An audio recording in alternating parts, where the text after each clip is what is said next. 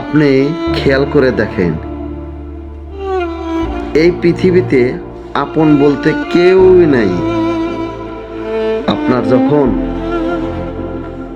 সময় ভালো যাবে, তখন আপনার পাশে ভাই বোন, আত্মীয় স্বজন, পাড়ার প্রতিবেশী সবাই আপনার পিছে ঘুরঘুর করবে। আর যখন আপনার খারাপ সময় যাবে,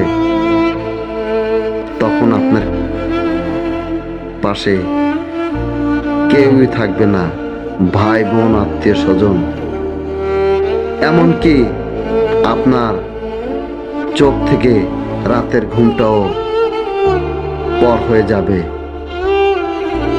এটাই বাস্তব।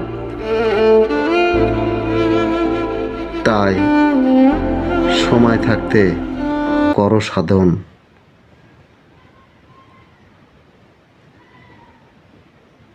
এটাই।